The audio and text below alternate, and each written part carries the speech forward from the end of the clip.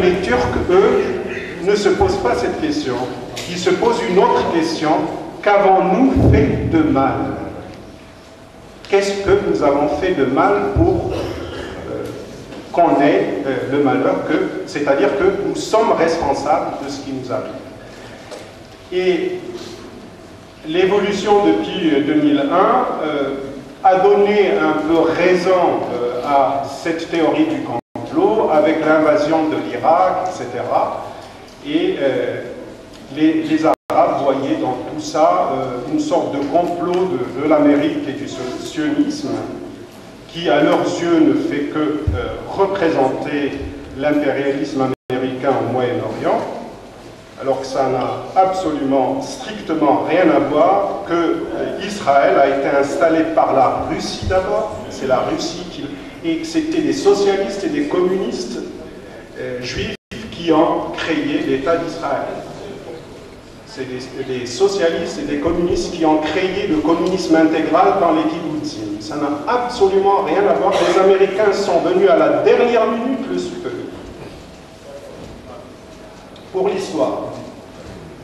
Je dis cela parce que nous sommes sensibles au Maroc à la question, parce que nous considérons que l'hébraïté, la judéité fait partie de notre identité et que nous n'avons aucun problème avec cette question.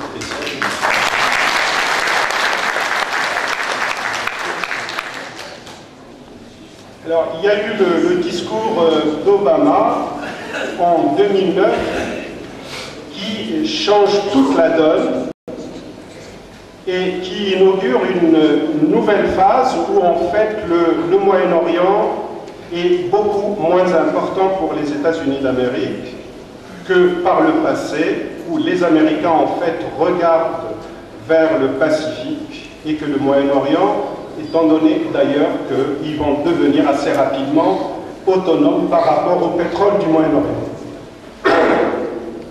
Et que donc les pouvoirs en place, dictatoriaux qu'ils soutenaient, l'Amérique n'avait plus à les soutenir et donc qu'elle encourage la démocratisation dans la région.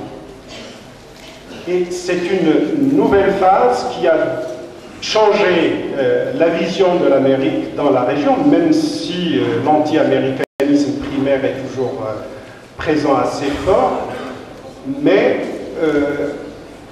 les Arabes ont compris que l'Amérique ne soutient plus les régimes dictatoriaux dans la région. Et que donc les populations peuvent avoir des droits et des libertés. Alors, c'est la Tunisie qui a commencé ce qui a été appelé injustement, enfin, mais les journalistes, c'est toujours comme ça, le printemps arabe, parce que ça n'a pas été un printemps, ça n'a pas été arabe non plus. À mon sens, c'est peut-être la déformation d'économiste, c'est que le coût politique de la réussite économique, qui était douteuse d'ailleurs, parce qu'il y a eu une falsification des chiffres en Tunisie. Le coût politique était exorbitant pour les Tunisiens quand ils visitent d'autres pays qui ont pratiquement le même succès économique, avec une ouverture politique. Et donc ils ont compris que, en fait, ce succès économique supposé ne justifie pas la dictature et l'absence de la liberté. Alors, le problème, c'est que la seule force organisée en Tunisie, c'était les islamistes, et ils en rappelaient la plus. C'est ça le problème.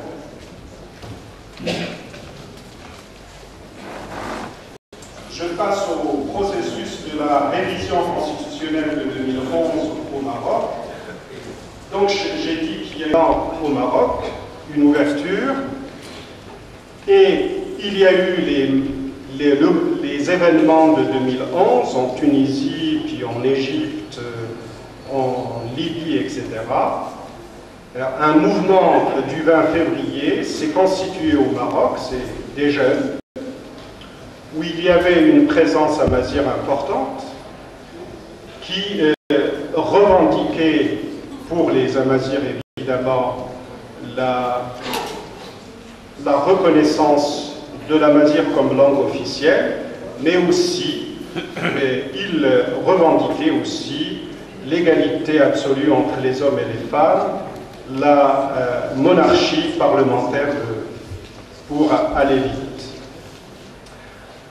Alors, le roi a répondu, encouragé surtout par Hillary Clinton, qui s'est impliquée personnellement. Le roi a fait un discours le 9 mars 2011, où il a pris de court toutes les forces en présence au Maroc, tellement il était en avance sur ce que revendiquaient tous les partis politiques. Très en avance par rapport à eux. Et il a annoncé la création d'une commission pour travailler et préparer une nouvelle constitution, et avec 7 axes que partageaient tous les Marocains. Le premier axe, c'était l'identité sur l'identité, donc la reconnaissance de la langue amazigh. Et le deuxième axe, c'est la consécration des revendications de l'IER, des recommandations de l'IER sur les droits et libertés au Maroc. Troisième, c'est la consécration du pouvoir du gouvernement autonome par rapport au roi, et donc renforcement de l'exécutif. Le quatrième, c'est pour tout le pouvoir législatif au Parlement.